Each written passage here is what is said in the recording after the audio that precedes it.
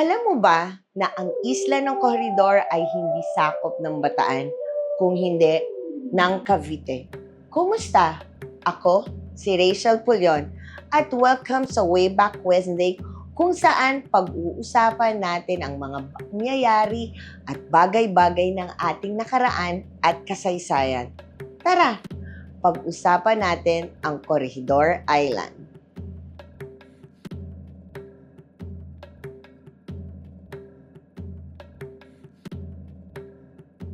Mga ba't mas malapit geographically, historically, ang Corregidor sa Mariveles, Bataan ay nasa ilalim ito ng territorial, jurisdiction at administrative management ng Cavite City.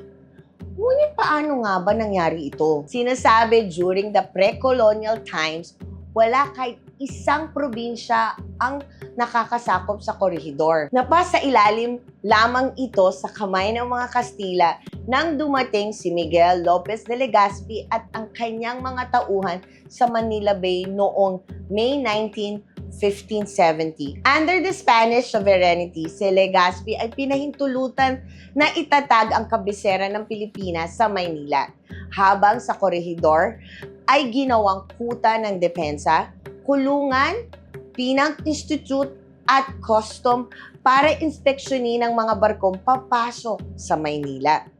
Matapos naman ang labanan sa pagitan ng Espanya at Brito noong 1760, ay nagtayo sila ng naval station sa Cavite. Sa panahong iyon, Cavite na ang namahala ng Corregidor. Ang Corregidor ay nagsimula sa salitang Espanyol na corregir, na ibig sabihin ay to correct o lugar kung saan tinatama ang mga bagay. Tinatawag na Isla del Corregidor, literal na Island of Corrector, ang Corregidor dahil dito dumadaong ang lahat ng barkong papasok sa Maynila para inspeksyon kung ito ba ay may pinagbabawal na karga. Sinasabi dahil sa rocky landscape at heavy fortification na meron ang nasabing isla, ay kinilala na ito sa taguri na Gibraltar at The Rock. Noong ikalawang digmaan, pangdaigdigan, ito ay naging huling tagbulan ng mga Pilipino at Amerikano. Noong bumagsak ang Bataan at ang Corregidor Island sa kamay ng mga Imperial Japanese Army.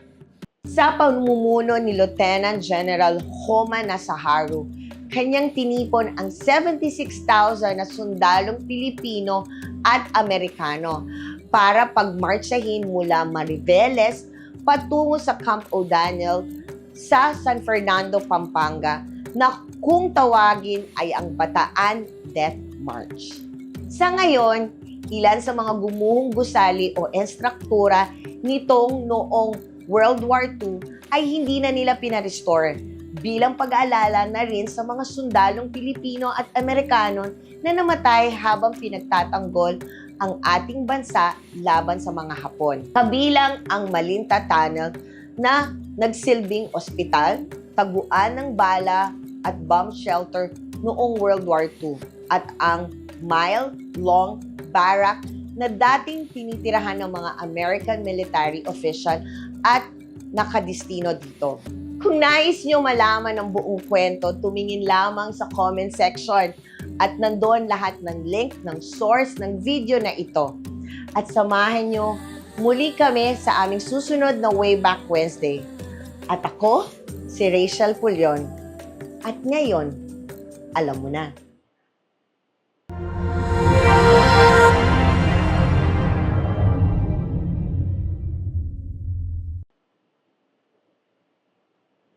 Ang sama ng ugali mo, Peter! Bloomer to! Corregidor, literal. Bagamat mas malapit geographic, bakit ba naman kasi nabubulol ka na siya? O Gibraltar of the East. Ayoko na, Peter.